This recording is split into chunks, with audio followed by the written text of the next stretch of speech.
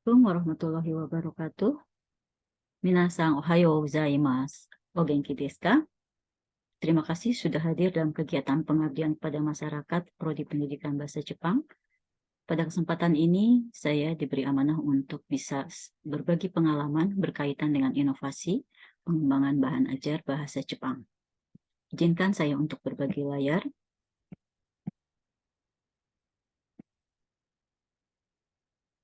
Baik, apakah sudah terlihat?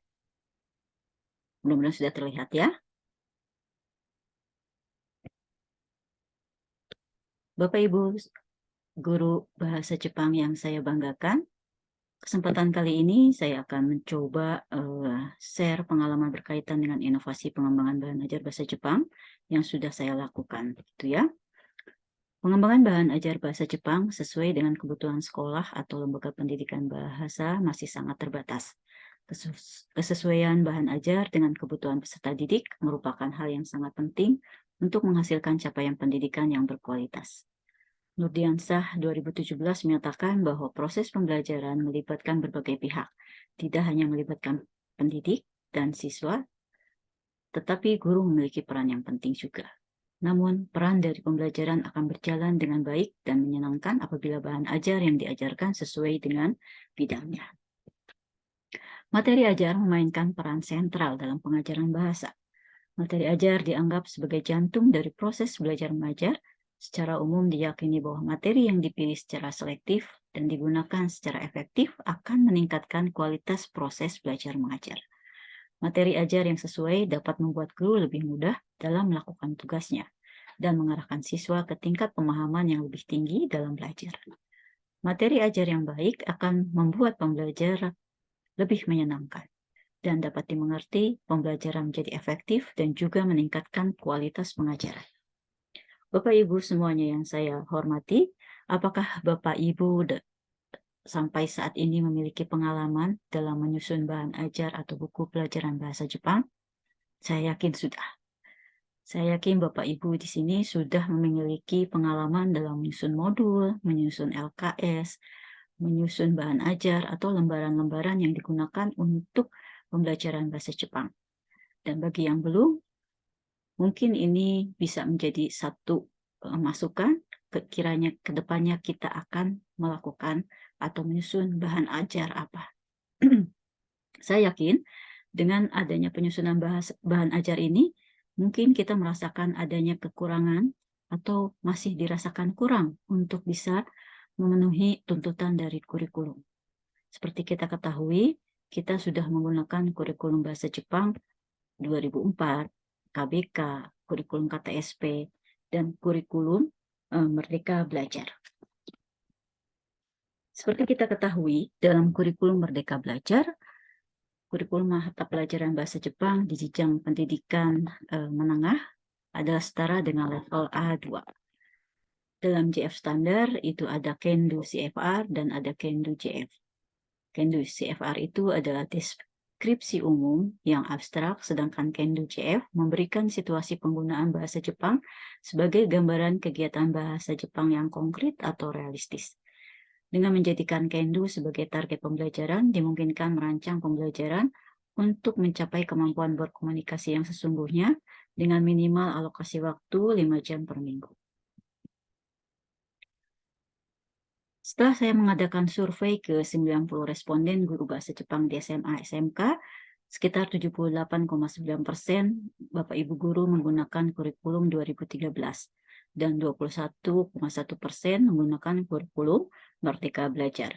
Dan saya yakin mungkin sekarang sudah sebagian besar sudah menggunakan kurikulum Merdeka Belajar. Adapun tujuan dari mata pelajaran bahasa Jepang di dalam kurikulum Merdeka Belajar adalah untuk memastikan peserta didik mencapai kemampuan berkomunikasi level A2 atau pemula. Dengan rincian yang pertama yaitu mengembangkan kompetensi komunikatif dalam bahasa Jepang dengan berbagai teks multimodal, lisan, tulisan, visual, audiovisual.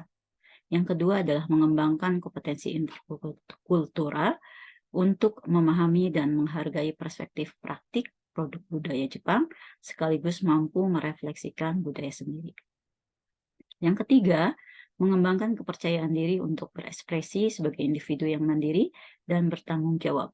Yang keempat adalah mengembangkan keterampilan abad ke-21 di antara critical thinking, kreatif, komunikatif, kolaboratif, dan computational thinking. Yang kelima adalah memfasilitasi peserta didik yang berminat untuk mempelajari dan menguasai bahasa Jepang secara menyeluruh. Yang keenam adalah memperkaya peserta didik dengan pengetahuan bahasa Jepang yang lebih luas dan komprehensif. Bapak Ibu semuanya, seperti kita ketahui, dalam penggunaan bahan ajar bahasa Jepang di sekolah, Bapak Ibu menggunakan bahasa Jepang 1, 2, buku Sakura, buku bahasa Jepang MBMP, buku Marugoto, Kira-kira no Nihongo, buku Irodori, buku Rakuraku, buku Nihongo Ichi dan Ni, dan lainnya, itu digunakan untuk kaitannya pencapaian pembelajaran yang diinginkan. Berikutnya adalah kira-kira hal-hal apa saja yang harus diperhatikan sebelum membuat bahan ajar. Yang pertama adalah tempat mengajar atau kurikulum yang digunakan dan tujuan pembelajaran bahasa Jepang di sekolah kita itu untuk apa. Berikutnya kita perlu juga menganalisis kebutuhan bahan ajar yang kita gunakan. Kita menggunakan bahan ajar yang sesuai untuk sekolah kita, begitu ya. Kemudian juga kesesuaian bahan ajar yang sedang digunakan, kira-kira apakah itu benar-benar sudah sesuai dengan tuntutan yang sekolah harapkan atau dengan yang kurikulum gunakan, ataupun juga kita harus ada keinginan juga mengembangkan bahan ajar, kira-kira materi-materi ajar apa saja yang perlu kita kembangkan bersama-sama. Berikutnya adalah rancangan desain bahan ajar yang akan kita susun. Kira-kira bahan ajar apa saja yang akan kita kembangkan dan kira-kira desain atau struktur pembelajarannya seperti apa. Baik, selanjutnya adalah yang pertama tempat kita mengajar. Tujuan belajar bahasa Jepang yang seperti kita ketahui, tempat mengajar Bapak Ibu semuanya, misalnya ada yang di SMA, SMK, SMP, universitas, LPK, kursus, bahkan misalnya di Politeknik, kita mengajarkan mata pelajaran bahasa Jepang. Dan di dalamnya pasti ada materi-materi atau buku-buku pendukung untuk kegiatan proses belajarnya. Bapak Ibu semuanya, jikalau memang Bapak Ibu berkeinginan untuk merencanakan membuat bahan ajar, berikut di sini saya akan tampilkan alur yang perlu kita perhatikan. Yang pertama misalnya, apakah saat ini ada rencana untuk menggunakan bahan ajar yang sedang Anda buat, misalnya seperti itu. Apakah lembaga pendidikannya ingin mencoba membuat bahan ajar, itu perlu dievaluasi. Deskripsi lembaga sekolahnya seperti apa, sekolah yang sedang tempat kita bekerja itu menggunakan bahan ajar apa, begitu ya. Kemudian juga mengumpulkan informasi dan latar belakang dari pendidikannya. Kemudian kita perlu menganalisis bahan ajar yang kita gunakan, apakah kurikulum yang digunakannya sudah ada atau belum, apakah silabusnya sudah ada atau belum, itu merupakan hal yang sangat penting. Setelah kita mengetahui masalah yang terjadi di lembaga pendidikan, baru kita menganalisis evaluasi dari hasil-hasil di atas, gitu ya. Kemudian kita ada keinginan kira-kira bahan atau materi ajar apa yang kita akan kembangkan. Apakah nanti itu akan berupa langsung dari sumber alam, atau misalnya kita akan buat lembaran-lembaran, atau kita akan memberikan modul atau LKS kepada para siswa-siswa kita, dan bagaimana cara mendistribusikannya, itu adalah menjadi satu kesatuan. Setelah kita mengevaluasi dan mengetahui kebutuhan yang ada di sekolah atau di lembaga pendidikan kita, baru kita bisa mengevaluasi atau memulai kira-kira materi apa yang akan dibuat.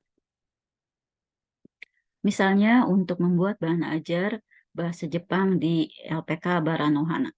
Misalnya, masalah yang terjadi adalah waktu kursus belajar dengan target waktu mempelajari bahan ajar berbeda. Yang kedua, misalnya terdapat masalah bahan ajar yang tidak mencantumkan tujuan pembelajaran dengan jelas. Yang ketiga, misalnya bahan ajarnya membosankan atau kurang bervariasi. Yang keempat, misalnya siswa tidak bisa berkomunikasi meskipun kursus bahasa Jepangnya telah selesai. Oleh karena itu, kita perlu mengevaluasi kembali informasi-informasi yang ada di sekolah. Apakah dokumen administrasi sekolahnya sudah lengkap? Apakah bahan ajar yang digunakannya sudah sesuai? Apakah terdapat RPP atau rencana pembelajaran? Ataukah ada juga selembaran-selembaran cirasi yang digunakan saat pembelajaran? Apakah misalnya ada agenda, renrakucho seperti itu? Apakah ada terkumpul soal-soal ujian, UAS, hasil belajar, daftar kehadiran, ataupun misalnya ada wawancara dengan pimpinan lembaga atau guru atau pihak sekolah yang akan menentukan kira-kira kita bisa membuat bahan ajar di APK tersebut atau tidak, begitu ya. Alangkah lebih baiknya juga kita harus membuat angket. Angketnya itu sendiri kita perlu menanyakan tujuan pembelajaran bahasa Jepangnya seperti apa, metode dan gaya belajar yang diinginkan oleh guru atau siswanya seperti apa, atau yang sudah digunakannya seperti apa, kemudian kira-kira hal yang ingin dipelajari dari siswa-siswa yang belajar di LPK ataupun di sekolah itu seperti apa, kemudian juga perlu kita memberikan angket juga terkait dengan faktor ketidakpuasan siswanya itu seperti apa, dan itu akan menjadi feedback, dan itu akan menjadi solusi pemecahan ketika kita mengajar bahasa Jepang dan ingin mengembangkan bahan ajar tersebut. Selanjutnya, kita perlu membuat rencana desain bahan ajar bahasa Jepang. Untuk apa? Di mana, kapan akan digunakannya, dan itu perlu kita analisis bersama.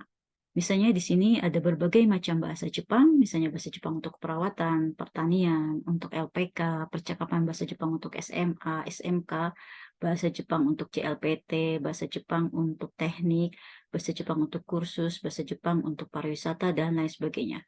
Banyak sekali lembaga-lembaga yang mengadakan kursus bahasa Jepang, gitu ya, atau lembaga yang mengadakan pembelajaran bahasa Jepang.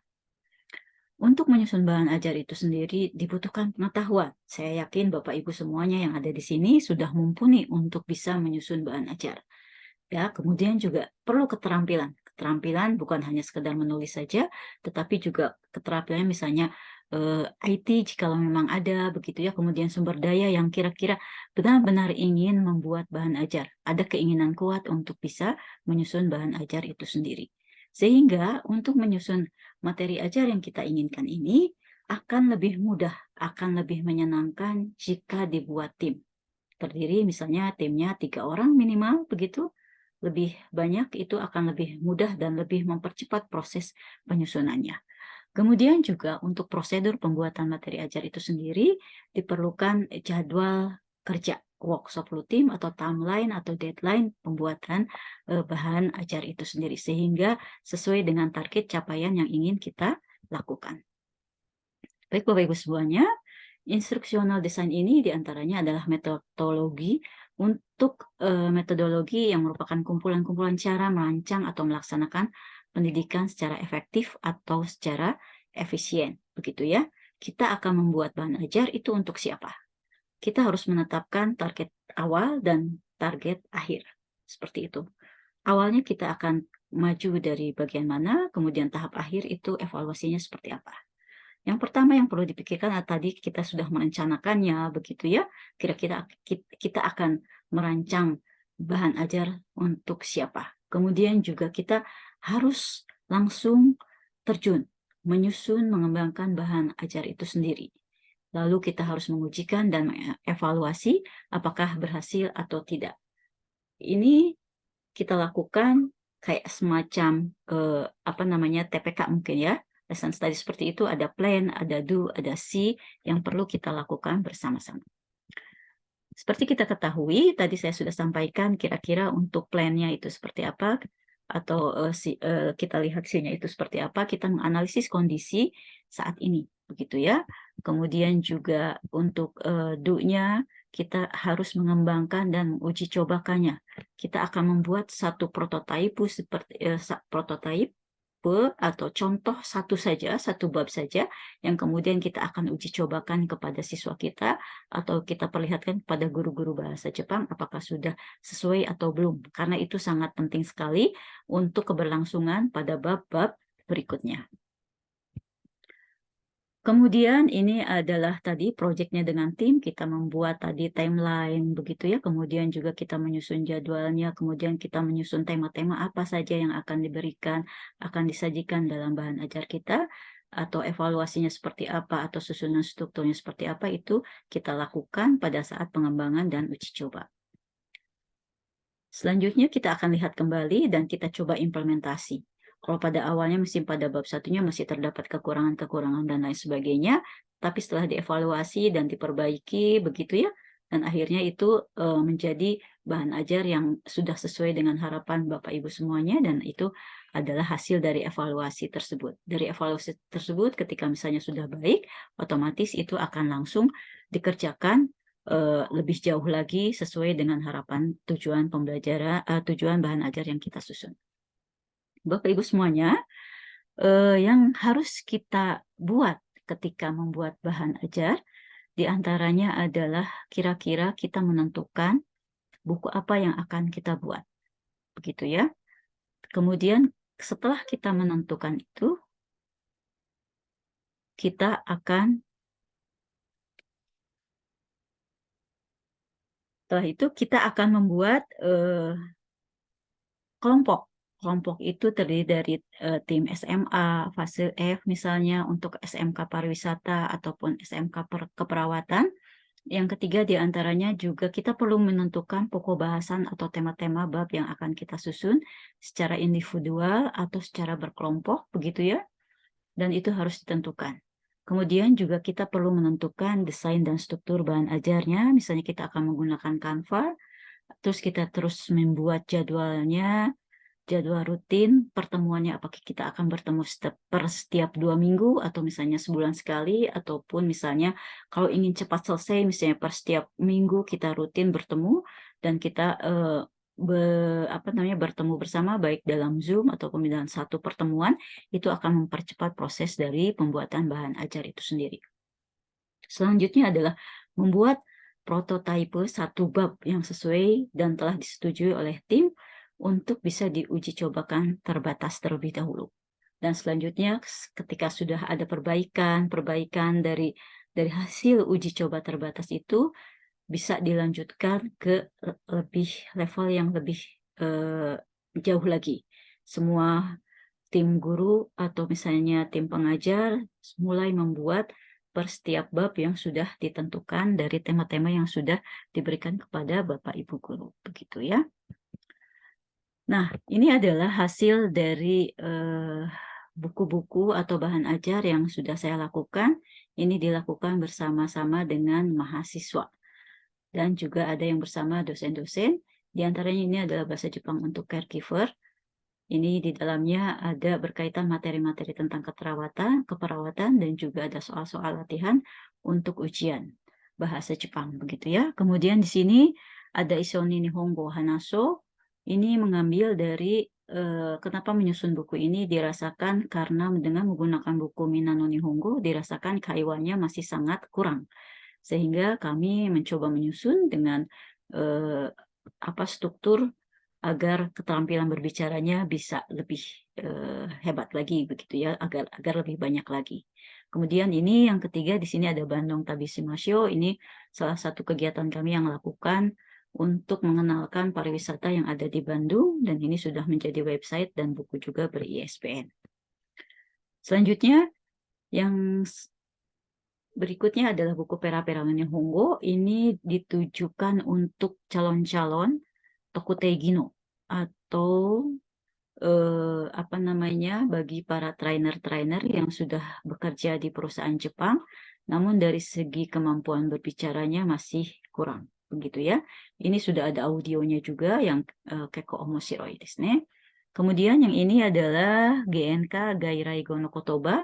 Ini mahasiswa berusaha mengumpulkan kotoba atau goi-goi atau kosakata yang berkaitan dengan gairaigonya, ada gambarnya, ada katakananya, dan ini bisa untuk latihan membaca huruf katakana. Dan ini adalah Sokyu Kaiwajo. Ini adalah buku karya kami dosen-dosen yang sudah sangat lama sekali kita menyusun Sokyu Kaiwajo ini, namun baru 2 tahun yang lalu buku Kaiwa ini bisa di-ISBN-kan dan sekarang sudah digunakan oleh mahasiswa tingkat 1, begitu ya. Nah, ini adalah satu buku bahan ajar bahasa Jepang untuk SMK Pariwisata yang disusun oleh para mahasiswa juga. Mereka fokus bagaimana caranya untuk bisa melakukan aktivitas berbicara oleh para siswa-siswanya berkaitan dengan pariwisata atau yang ada di apa namanya hotel seperti itu ya. Ini ada sekitar 122 halaman. Nah, itu adalah hasil-hasil karya dari kami, saya khususnya dengan para mahasiswa mencoba membuat bahan ajar atau materi ajar khususnya bagi pembelajar bahasa Jepang. Nah, kemudian di sini saya juga mencoba untuk bertanya kepada guru-guru bahasa Jepang SMA dan SMK, apakah ada keinginan untuk mengikuti workshop lokakarya penyusunan bahan ajar berbasis kurikulum Merdeka Belajar SMA dan SMK? Dan ternyata dari 90 responden menyatakan 95,6% menyatakan setuju, begitu ya. Jadi saya sangat senang sekali jikalau setelah kegiatan pengabdian pada masyarakat kali ini, Bapak Ibu bisa bersama-sama dengan saya untuk mencoba menyusun bahan ajar berkaitan kurikulum Merdeka Belajar baik SMK ataupun SMA. Saya yakin dengan target keinginan dari kurikulum capaiannya untuk level A2 begitu dirasakan itu sangat tinggi walaupun pada kurikulum 2013 itu A1 tetapi sekarang targetnya lebih tinggi menjadi A2 sehingga kira-kira materi ajar apa yang bisa sampai kepada materi A2 itu. Jikalau memang Bapak Ibu berkenan atau ingin mencoba membuat bahan ajar, mari kita wujudkan bersama-sama dengan membentuk kelompok SMA dan SMK pada pertemuan berikutnya ya. Baik, sebagai simpulan akhir, bagi saya adalah di antaranya pengembangan bahan ajar bisa dilakukan oleh kita sebagai pengajar bahasa Jepang, baik sebagai pengajar guru di berbagai lembaga pendidikan di SMA ataupun di universitas ataupun di Poltekkes ataupun di kursusan begitu ya. Inovasi pengembangan bahan ajar bisa dilakukan melalui project work, lokakarya, workshop yang terjadwal dengan baik. Jika ada kesempatan, mari kita berkarya bersama, tingkatkan produktivitas demi kemajuan pendidikan bahasa Jepang di Indonesia. Mungkin itu yang bisa saya sampaikan. Mohon maaf atas segala kekurangan dari kesempatan pengabdian pada masyarakat ini. Mohon maaf, saya tidak bisa langsung hadir di dalam Zoom karena ada kegiatan dinas di luar kota. Dan posisi saya sekarang sedang ada di perjalanan di dalam bus, mungkin tidak memungkinkan untuk bisa Zoom begitu ya. Terima kasih. Assalamualaikum warahmatullahi wabarakatuh.